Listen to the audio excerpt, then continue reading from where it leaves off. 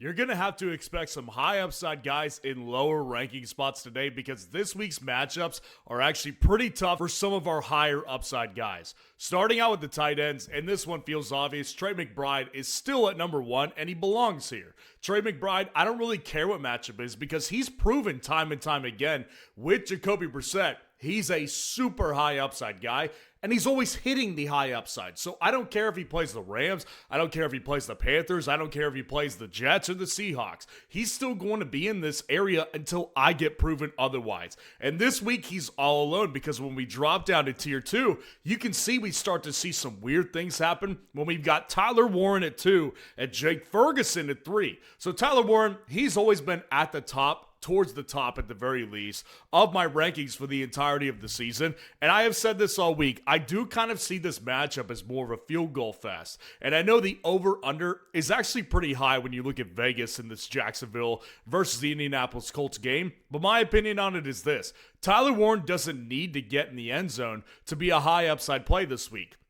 The guy is a volume hog. He's been very consistent and very efficient on his work, and he doesn't need Daniel Jones to toss 3 touchdowns and put up 30 points on the board for him to be a number 2 tight end this week. Jake Ferguson at number 3, and he's going to Detroit tonight to play the Lions. Now, in theory, this should be a very high upside matchup. If you look at the line on Vegas, this is an extremely high over-under of about 55 points. That's actually pretty crazy. But if you actually kind of look at Ferguson, the problem I've had with him is that he's been hit or miss depending on how strong a team's pass rush is. Now, the Lions, they've gotten a little weaker, so I do see Ferguson having a good game in this one because I don't think the Lions will be able to stop their offense from the passing game perspective. Dalton Kincaid at 4 and Brock Bowers is at 5. Now, with Dalton Kincaid, obviously it's a complete projection. I don't know if he's end up going to play or not, but if he does play, this is where he's going here. Versus the Bengals, it's a great matchup, and the Bills have nothing as far as consistency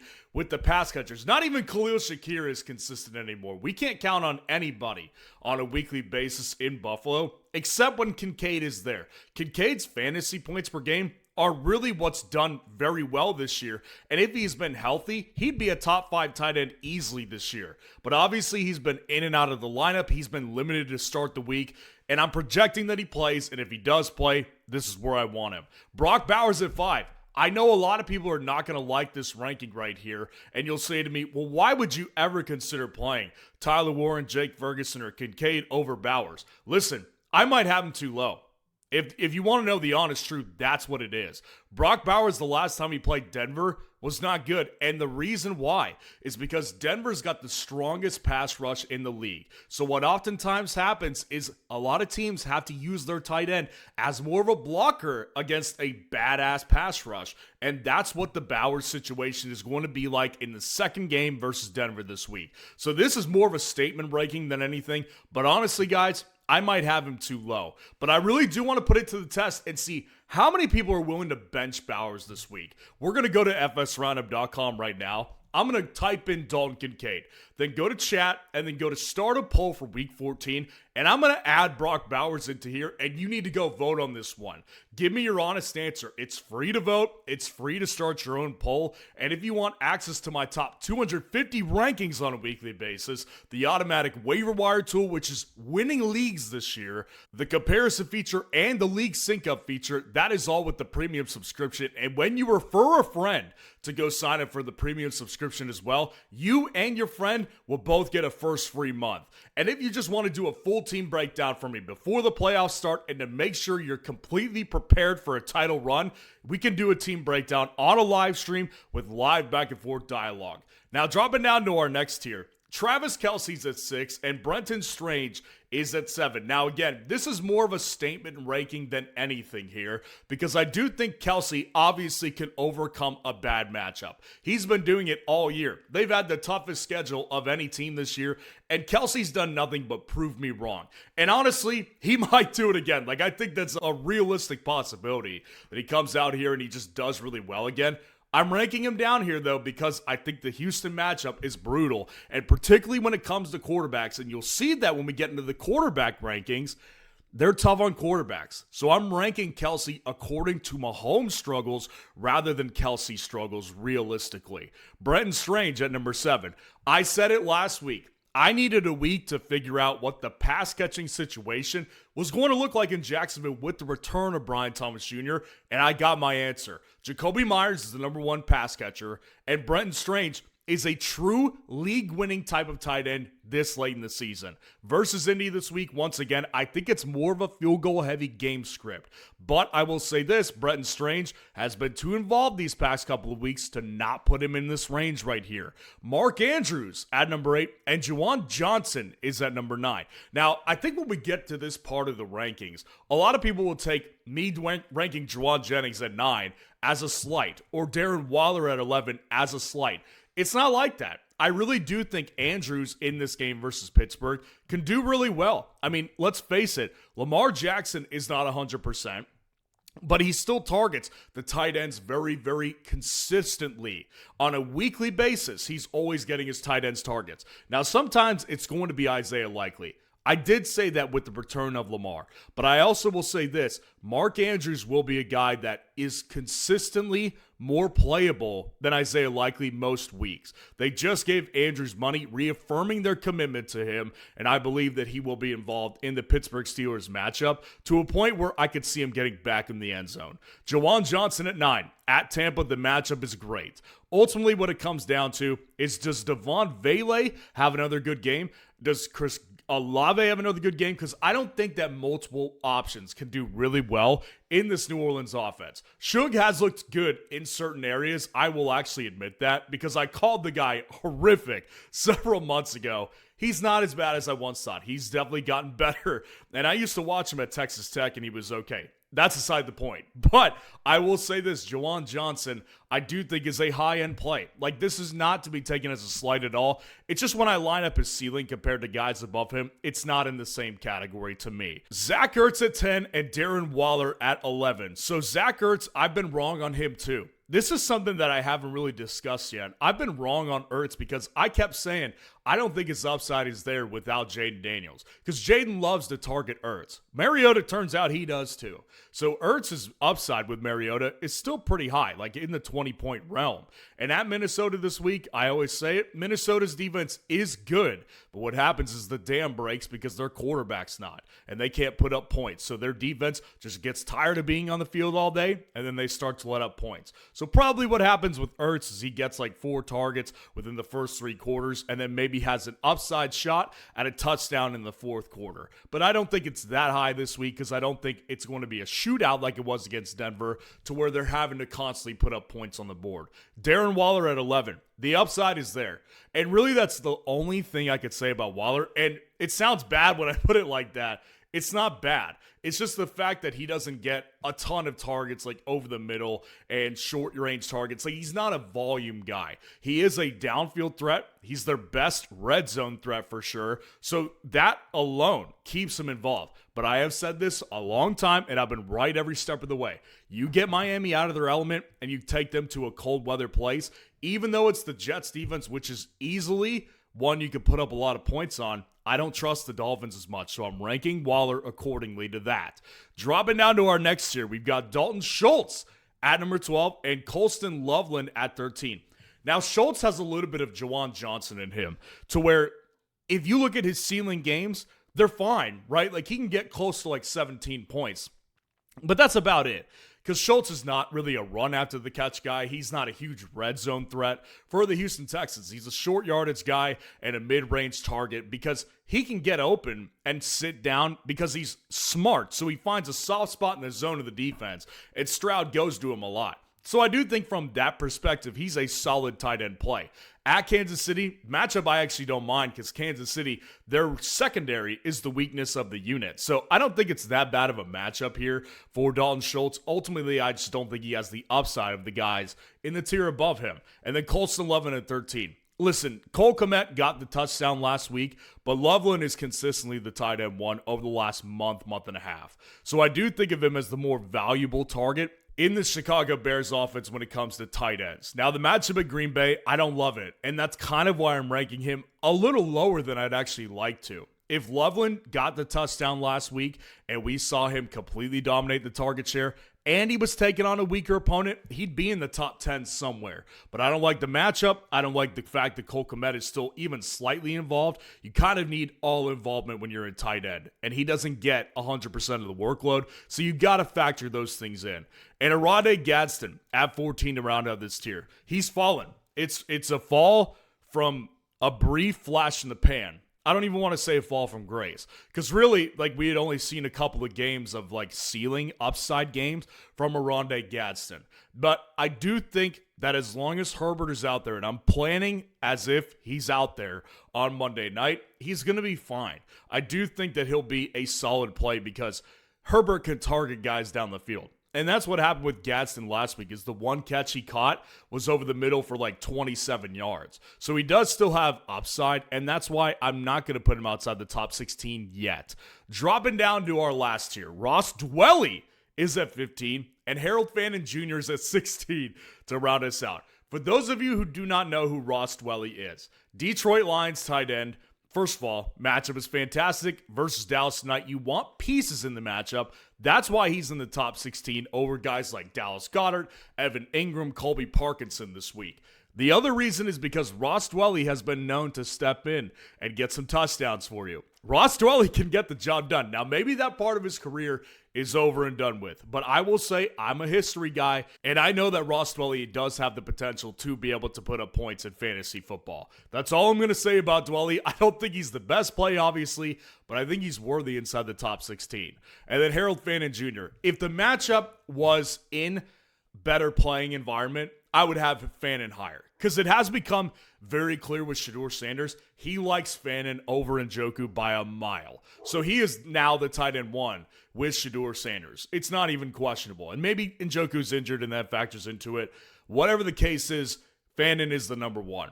So if it was in better weather, I would put him higher. But in Cleveland again this week versus the Titans, that matchup doesn't bother me. But the fact it's in Cleveland again and it's in December, I don't love the opportunity here for Fannin as much as I would if it was in better conditions. But let me be clear about it. I don't think he's the worst play, and I don't think he's obviously the best play you can make this week. Now let's go over to our quarterbacks here. And Josh Allen belongs a spot inside the tier by himself, because of a couple different factors. Number one, as we'll get deeper into the rankings, you'll understand the problems that I'm having with other quarterbacks who are higher end guys with their matchups this week. And number two, if I look at Joe Burrow, who's at number 2, just a spoiler alert, I trust Allen more from a fantasy perspective than I do with Burrow, because we haven't seen it enough with Burrow yet. And Josh Allen, we obviously know, can win a week by himself and give you 40 versus the Bengals defense. I trust that more to happen with him than I do with Burrow, who is at number 2, dropping down to that next tier. Burrow is in position. I like it, because in this game that he returned last week versus the Baltimore Ravens, he came out and was really good immediately. So I do think there's not a problem there from the Russ perspective. I think he probably shook a lot of it off last week. But I will say he has to be in tier 2 because I don't know yet. I'm not completely for certain if he can reach the upside of 30 plus, which is what he can do when he's fully healthy and nothing's bothering him. I do think that with him back in the lineup, it obviously raises the upside of this matchup, and it could be a close game that could be a massive shootout, because I do think both defenses are vulnerable and both quarterbacks can take advantage. So these are my top 2 this week easily. Matt Stafford at 3 and Dak at 4. So Matt Stafford goes to Arizona. I think he has a rebound game. I don't think that last week was indicative on what Stafford is going to become the rest of the year. I don't worry about that as much. Going to Arizona to take on the Cardinals defense has become the problem of their team, which is ironic because I spent all offseason saying how they did a lot of good things on defense. They've completely made me look stupid, so I'm pissed at them. So I do think that the Cardinals are just in a matchup where they're going to come off bad loss. They're already on a bad losing streak. They're coming up against a mad Los Angeles Rams coming off a loss. I think Stafford has a good one in his return back to this week. Dak and Jared Goff at 4 and 5 to round out this tier. They're playing each other tonight in Detroit. I do think that this is a high upside matchup you want to take advantage of. I will be honest, I thought about this matchup pretty deeply, and I thought to myself, what can each quarterback do considering the defenses? I think with Dak, I'd favor him over Goff slightly because Dak, I think, doesn't have the problem of playing a good pass defense. Not that Goff does. I think that Dak's pass rush that he's going to face is worse than the pass rush that Goff will face. So I think there's probably going to be less of a screw up with timing when it comes to Dak versus Goff. And obviously, Dak has all his weapons right now. And Goff, like I said, I think the Dallas pass rush with the addition of Quinnen Williams is better. And it's their whole front seven that's completely changed. So if you shut down the run a little bit and make Goff throw and you can get after him because that offensive line is getting weaker, I think that can make a world of difference. And even if he had Amon-Ra St. Brown, I'd probably have Dak over him. But the fact he doesn't, it just makes it easier for me to put Goff below Dak Prescott in this matchup. But I do still think they're both high upside options. Dropping down to our next tier, we've got Jordan Love at 6 and Jacoby Brissett is at number 7. So Jordan Love, I actually think this is a good game for him right here. Chicago, the matchup, first of all, in history terms, Chicago has been owned by Green Bay. I think that matters a little bit. They have a little bit of a little brother complex. Maybe that changes with Ben Johnson, but I do think that history matters. Number 2, Love has had a surge in play in fantasy football since the previous embarrassment that he had over the last month or so. I do think Love, with possibly getting Jaden Reed back, it will change the game a little bit for their offense too. They have another weapon back. Their offensive line has been holding up mostly well from a pass rushing perspective, and Love has not turned the ball over as many times as he typically has in the season. So I do kind of think Love is a little bit of a sneaky play this week, and one I would play, again, over some higher upside guys who we'll get into later. Jacoby Brissett at number 7. The guy has done nothing but give you 20-point games very consistently. And it doesn't, again, matter what matchup is. This was the same thing when I was discussing Trey McBride. I don't think matchup matters particularly because the reality with this one is that even if they're getting blown out, Jacoby Brissett will recover and get garbage time points. He's good at that. So I do think Brissett has the arm to put it anywhere on the field. I think he's done well. And all you can really do is look at the game log and say, how am I going to lose if I put in Brissett? He's going to get me a consistent 20 points, and I think we're in line for that again this week. Caleb Williams is at 8, and Jalen Hurts is at number 9 to round out the tier. Caleb going to Green Bay, I don't love the matchup very much, but I will say this, I'll play him over guys who are higher upside, who have been struggling and have worse matchups. Caleb does have the ability to give you 30, but it's not consistent. We all have seen Caleb Williams go through a lot of bad moments in this season. We've seen him go through a lot of good moments too, though. And if this is one of those games that Caleb and the Bears buck the trend and beat the Packers, who are a team they're usually inferior to, this would be a signature Caleb Williams game. I'm not convinced it's going to happen, but I like the potential and the upside of it if it does happen. Better than guys like Jalen. I mean, Jalen has not been playing good. Listen, the thing that we could always count on with Jalen for years was the rushing upside. Well, I think it's because he's become a smarter player. He's not putting his body on the line as much. So the only time we have really rushing upside is when he has a tush push, which always usually happens at least once a game. But at the same time, man, I do think that when you look at him from a throwing perspective, he makes turnovers, he doesn't always hit his guys, and usually he's not throwing for 300. So against the Chargers, I like the matchup in some circumstances and the potential for them off 2 straight losses to get back on the horse. But I've got to rank him accordingly and say I don't view him as a massive upside play right now. Dropping down to our next tier, Patrick Mahomes lands at 10. Yeah, you heard that right. And Bo Nix is at 11. Now listen, guys, very similar to Brock Bowers. This may be too high of a ranking for Mahomes. If you look at the Texans this year, they have not let up one top 12 quarterback performance in fantasy football this year. Do you know how crazy that is? Like, when I talk about how good the Texans defense is, I'm not sure people understand. Like, this defense is so freaking elite. And the only reason why he's at 10 is because of something that someone said on a live stream last night to me, basically saying, with the season on the line, can you see him playing better? And I said, yes, I can, because it is still Patrick Mahomes. And that's why I'll give him the bump up over most other quarterbacks who would play the Texans. So that's the reason he's at 10. But make this clear, I could be overranking him here too. Bo Nix at 11. at the Las Vegas Raiders. All signs point to this being a good matchup, but man, I cannot trust Bo. And take it from someone who has both Bo and Jordan Love on the same dynasty team. Finding out who to start on a weekly basis between those two is brutal. I never get it right. Because a lot of times Bo has these really good matchups and I put him in and he doesn't do that well. Bo has just not played that good. Bottom line in the story. And he's not running the ball enough for me to consider him a safe floor play. He's either going to give you 25 in this one or he'll give you 12. And I'm going to lean towards the bad side of that because that's all he's done recently. Sam Darnold at 12. And Trevor Lawrence at 13 to round out this tier. Sam Darnold, I think it's a good game for him. I don't think he'll make many mistakes. He's going to play Atlanta in a dome. The matchup is good, and he's got his top weapons. I don't really see many issues with this one. So when it comes to opportunities like Justin Herbert, who's injured, Marcus Mariota coming off a good week, I would just rather play Darnold because I think his matchup out of those guys is the strongest, and he doesn't have the injury factors like those other quarterbacks have.